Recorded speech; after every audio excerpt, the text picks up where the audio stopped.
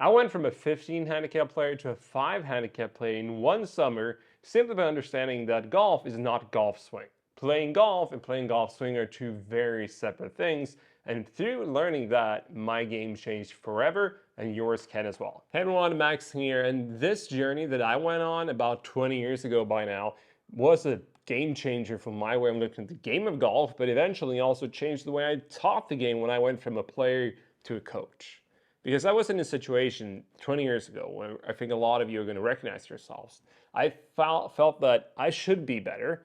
I didn't really mind practicing, but I loved playing, so I wanted to play more. And the more I played, the more I realized that, well, I should actually be better. I should be shooting a lower score. I should be having a lower handicap because my shots are up to it. They're not just perfect as the people on TV. They are good enough, but not all the way there, perhaps. And what really clicked for me was something my dad has talked about over and over and over again when I grew up, which was that we're not putting any pictures in the scorecard.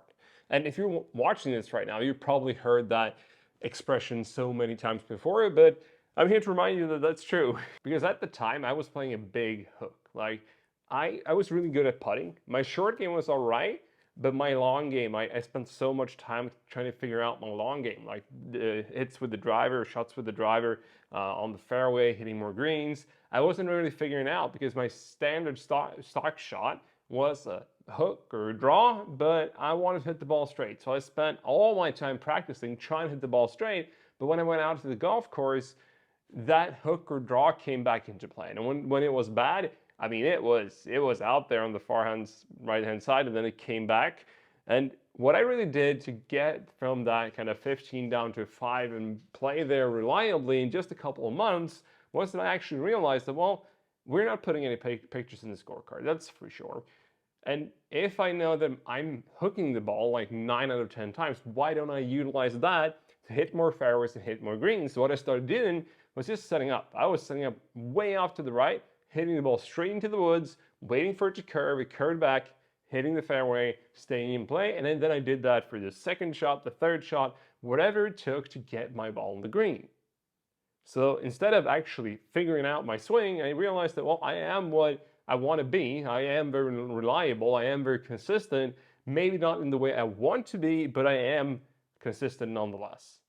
So what I did was simply use that to my advantage in order to hit more fairways and then hit more greens. And as I already mentioned, my putting was way better than the rest of my game. So just giving myself more opportunities with my putter changed the whole thing. So what I put into place and what I would recommend you doing is the same two first steps. Number one, play with your ball flight. A lot of golfers I teach today kind of look at their way they're hitting the ball and think like that's a mistake. If I play a fade or slice or maybe draw or hook, we feel like, no, that's not good enough. I need to do this better. In order to shoot lower scores, I need to hit it straight. Take a closer look at the professionals we're seeing on tour, how often they're playing a big curve one way or another because that's going to help them control the ball. We can do the exact same thing. And actually, if we want to shoot lower scores and improve our handicap, we should be doing the exact same thing. So rather than looking at your ball flight and thinking about how you can fix it, seeing the other way around. That's your probably biggest strength. If you're hitting it to the right or the left more often than not, that's a great strength that you can use, and you can start using that today. Setting up to the left or the right, that is definitely going to help you. And realizing, step number two, that that is actually the power of your golf swing is going to be a game changer, because that can help you shift your mindset that I've seen help me and also a lot of golfers I've been coaching with the same system to actually realize that, well, I'm a lot more consistent than I thought I was. I'm doing so much stuff better than I thought I was because I'm letting myself see the positives in what I'm doing. Golf tends to get very caught up on you're doing this wrong or you're supposed to do that or that was the ball went where I wanted it to, but I didn't really swing the way I wanted it to. Drop all that.